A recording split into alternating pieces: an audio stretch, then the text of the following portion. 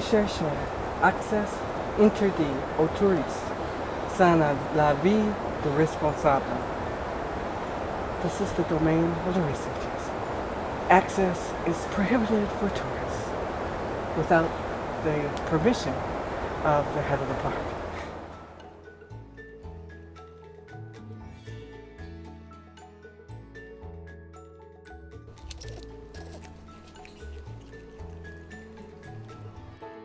I love this forest. It's just the greatest forest, because if you spend 5 minutes, if you spend 20 minutes, if you spend an hour just sitting in the forest, you'll see something new.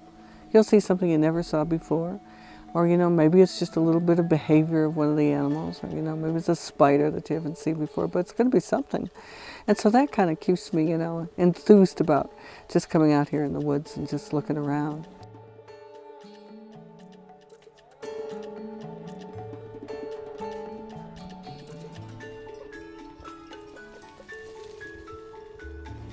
We have gathered together today to celebrate the results of 17 years of working together to preserve the environment, the forest and its wildlife, and the people of the southeastern part of Madagascar. What I've mostly learned is Pat Wright's success story. What I've learned is that successful conservation initiatives must start with people first. It must stem from people, their pride, their ownership in the environment. And Pat Wright has succeeded by, of course, helping the lemurs and helping preserve rainforest, but engaging the community of Malagasy people to have an economic incentive in the rainforest, give them career pathways that are integrated into the rainforest, elevate their educational opportunities, their healthcare system. It's a magical, strategic approach that Pat has implemented here, which I think is the only way we can succeed saving such critically endangered habitat. We care so much about the lemurs, but you know what? We care even more about the trees and the bamboo and the rainforest. We must save the forest to save the lemurs, and Pat has a success story here. Ranomafana National Park was created in 1991, 12 years ago, by a hard-working team, most of whom are here today. When I think back, things were so different when we started out. The people here had no idea why I was there, and they had no idea why I thought that lemurs were so important. They had no idea about what the importance of nature was here. And it's so changed now. If you can ask anybody, and they really sincerely understand the value of their forest. And they really and sincerely love it and really want to work to protect it. I can hardly see them through here, but they're eating, and there's 3 of them. I know that. They're really amazing, I think. Wow, I haven't seen them for 3 months. Great. Oh, there he goes. Oh, can you see him? It's going up the tree. Cool, they're heading this way. That's good. We've come so far. We used to have 6 of us researchers that would come, and now there's over 150, 200 a year. I mean, it really makes a difference. Now, I'm not saying that everything's perfect, because it's not. I'm just saying that we've come a long way, and we've got a long way yet to come. She looks good. She's okay? Yes. Oh, nice. Very nice.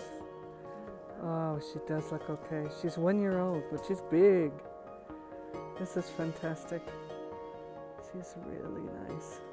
A journalist once wrote an article that dubbed me the rainforest savior, which I thought was a little corny at the time. But the truth is that if I can save some of the rainforest for my children and grandchildren and everybody's grandchildren, then I will feel that I have done a pretty good job of what I should be doing. And studying a new species of lemur has been certainly fun, but I think saving the whole ecosystem is what I'd like to be known for. Jeff Wyatt's been extraordinary here in our project because we've been studying these animals for 17 years, and we've been doing health checkups, but we've been basically just kind of doing them without a medical doctor, which is, you know, the way, we're playing doctor is what we're doing. And what we needed was the kind of veterinarian information that he could bring us, the kind of studies that he could bring us. I mean, we need to know about the viruses that they have and the parasites that they have. We need to know a lot of the things that he can tell us that we just couldn't do before. Now, Jeff is wonderful. I mean, he gets along so well with the Malagasy people. He's just working so closely with his Malagasy students. He is absolutely a dream with my graduate students, got them charged up about doing a lot of new research they hadn't even thought about before. And you see this, you know, the synergy, this kind of, you know, this energy going into projects that, you know, were coming along okay, you know, but now they're better. They're a lot better than they ever were before. And I really appreciate Jeff's enthusiasm, motivation, and his scientific knowledge that has made this possible. One of the things I found out here in this project is that one person can make a tremendous difference in a lot of rainforest. And that's great, because if you can get a lot of people, you can make a lot of difference. And that's what's going to save this forest. It's fun to show people the place because they can see what actually is going on. And part of the reason why I enjoy showing this place off is because, at least in the popular literature, you know, it sounds like the rainforest is all disappearing. There's no hope. It's all gloom and doom. And, you know, true, the picture's a little sad. But, you know, here, at least in this corner of the world, we're really starting to turn it around in the other direction. I think it's really important for people to realize that there is something that they can do.